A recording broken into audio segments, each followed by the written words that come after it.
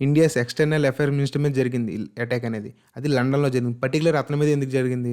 అసలు ఖాళీగిస్తన్ ప్రొటెస్ట్ చేసినప్పుడు ఖాళీగిస్తన్ అసలు ఎలా ఫార్మ్ అయింది? అసలు ఖాళీగిస్తన్ ఎక్కడి నుంచి వచ్చింది? దీని బ్యాక్ ఎండ్ ఎవరున్నారు? అండ్ ఇది 1970s నుంచి జరిగింది. అందులో పర్టిక్యులర్‌గా మేజర్ ఎందుకు 6 అనేవాళ్ళు రోల్ ప్లే చేశారు? అండ్ 6 మన ఇండియాకి ఎంత కాంట్రిబ్యూట్ చేసినా మళ్ళీ ఎందుకు ఇటు సైడ్ టెర్రరిజం సైడ్ వెళ్ళాల్సొచ్చింది? అండ్ ప్రతి ఒక్క టాపిక్ ఈ ఒక్క వీడియోలో మనం మాట్లాడుకుంటాం. హలో గైస్, నేను మీ భువన్ చందు. ఇవాళ మనం మాట్లాడుకో టాపిక్ ఇండియాస్ ఎక్స్టర్నల్ మినిస్టర్ మీద అటాక్ జరిగింది.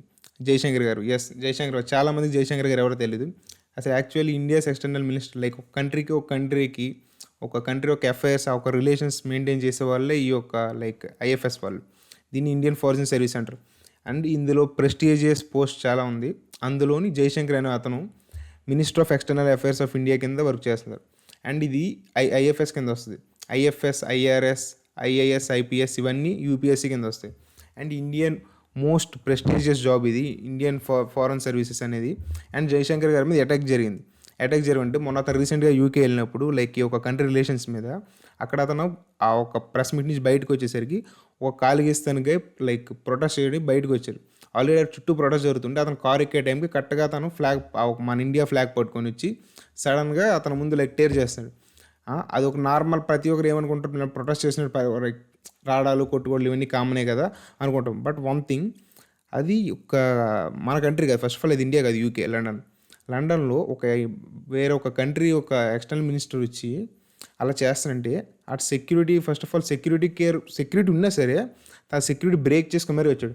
ఫర్ ఎగ్జాంపుల్ ఆ చేతిలో ఫ్లాగ్ ఉంది కాబట్టి ఓకే పర్లేదు. అదే ఒకవేళ బాంబు అయితే లేకపోతే గన్స్ కానీ లేకపోతే ఇంకేవో లైక్ వేరే వెపన్స్ ఉంటే లేకపోతే అది యాంటీ ఎలిమెంట్స్ కింద ఏమైనా యూజ్ చేస్తే ఆ పరిస్థితి అండి అప్పుడు.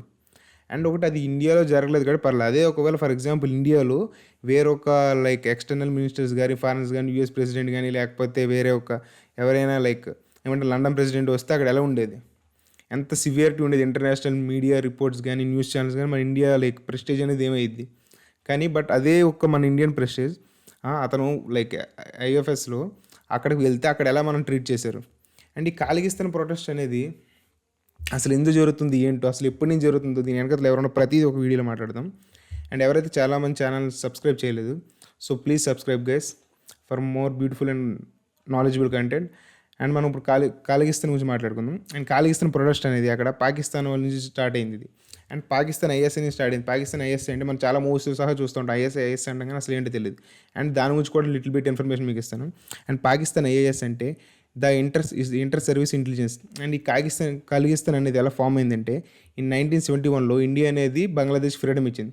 ఎప్పుడైతే బంగ్లాదేశ్ ఫ్రీడమ్ ఇచ్చిందో అది పాకిస్తాన్ అండర్లో ఉండేది. ఎప్పుడైతే ఇంక ఇండియా బంగ్లాదేశ్ ఫ్రీడమ్ ఇచ్చిందో అప్పటి నుంచి మనకే పాకిస్తాన్కి రివెంజ్ అని స్టార్ట్ అయిపోయింది. అండ్ ముందు నుంచి ఉండేది ఇంకొంచెం లైక్ అబోవ్ లైన్ అయిపోయింది. ఎప్పుడైతే పాకిస్తాన్ అర్థమైందో డైరెక్ట్గా మనం ఫైట్ చేసుకెళ్ళామని ఇండియాతో, అప్పుడు వీళ్ళు ఒక స్ట్రాటజీ వచ్చింది. ఆ స్ట్రాటజీ పేరే బ్లీడ్ ఇండియా విత్ 1000 కట్స్. అంటే బ్లీడ్ ఇండియా విత్ 1000 కట్స్ ఏదైతే ఒక వర్డ్ అనేది ఒక లైక్ చెప్పాలంటే ఒక లైన్ ఉన్నది, పవర్ఫుల్ లైన్లో ఉన్నది. అంటే ఇండియాకి ఏవైతే ప్లస్ పాయింట్స్ ఉన్నాయో అవన్నీ మనం నెగిటివ్ చేసుకోవాలి. అంటే వాళ్ళు ప్లస్ అవ్వాలి, మనం మైనస్ అవ్వాలి అనే ఒక థియరీతో వచ్చింది ఈ యొక్క స్ట్రాటజీ. అండ్ ఈ యొక్క స్ట్రాటజీలో మీరు అబ్జర్వ్ చేస్తే మెయిన్ 2011కి సిక్ పీపుల్ ఎవరైతే 6 ఉన్నారో మన ఇండియాలో వాళ్ళ పర్సంటేజ్ 2011 అప్పటికి ఎట్ 1.72%. బట్ 1971లో highest majority of Sikh people అనేవాళ్ళే మిలిటరీలో వర్క్ చేస్తారు. 1971లో మిలిటరీలో ఇండియన్ ఆర్మీ మిలిటరీలో ఎక్కువ మంది వర్క్ చేసే వాళ్ళు కూడా సిక్ పీపులే. అందులో 88% అయిన వాళ్ళు ఆర్మీలో వర్క్ చేసిన వాళ్ళు సిక్ పీపులే. అండ్ ఎప్పుడైతే ఇలా అయిందో లైక్ అంటే మీరు అబ్జర్వ్ చేసుకోవచ్చు 1.72% ఉన్నారు లైక్ ఓవరాల్ ఇండియా పాపులేషన్లో 2011కి అంతమంది ఉంటే 1971లో 8% సిక్ పీపుల్ వర్క్ చేస్తారంటే అర్థం చేసుకోవచ్చు. అంటే 6 ఎంత స్ట్రాంగ్గా ఇండియాకి మనకి ఒక పిల్లర్స్లా ఉన్నారు.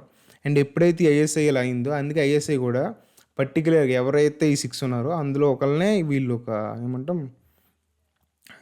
ఒక లైక్ మెయిన్ థీమ్గా పెట్టుకొని నడిపించారు ఏవైతే టెర్రరిస్ట్ యాక్టివిటీస్ ఉన్నాయో. అతని పేరే జర్నల్ సింగ్ బృందవాలే.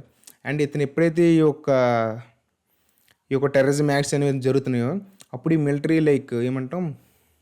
అమృత్సర్లో సిక్ టెంపుల్ ఉండేది. లైక్ అందులో ఎప్పుడైతే టెర్రరిస్ట్ ఈ యొక్క ఇద్దరు పర్టికులర్ చెప్పలేము, కొంచెంమంది టెర్రరిస్ట్ అనేవాళ్ళు ఎంటర్ అయి ఉంటే వెంటనే మిలిటరీ అనేవాళ్ళు వెంటనే వాళ్ళ మీద స్టూడెంట్స్ అయితే ఆర్డర్స్ ఇచ్చారు. వాళ్ళని అక్కడ చంపేశారు.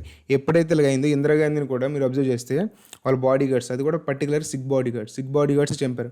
అంటే మనం ఇక్కడ అబ్జర్వ్ చేసుకోవచ్చు, ఎప్పుడైతే ఇంత సిక్ అనేది 6 పీపుల్ ఎవరైతే ఉన్నారో వాళ్ళంత ఇండియాలో అంత ఏమంటాం కంబ్యాక్ ఇస్తున్నారు. ఇన్ని జరిగిన తర్వాత కూడా కొంచెం మంది మాత్రం పర్టికులర్గా వాళ్ళు లాభర్చుకొని పర్టికులర్గా ఇలా బాడీ గార్డ్స్తో ఇందిరాగాంధీని కానీ చంపించడం కానీ లేకపోతే ఈ యొక్క ఏమంటాం టెర్రరిస్ట్గా మార్చి వాళ్ళు ఒక మన సిక్ టెంపుల్లో పెట్టి వాళ్ళని చంపేయడం జరిగింది. అండ్ ఇది ఒకటే కాదు, అండ్ తర్వాత చాలామంది ఒక ప్రొటెస్ట్లో జాయిన్ అయ్యారు.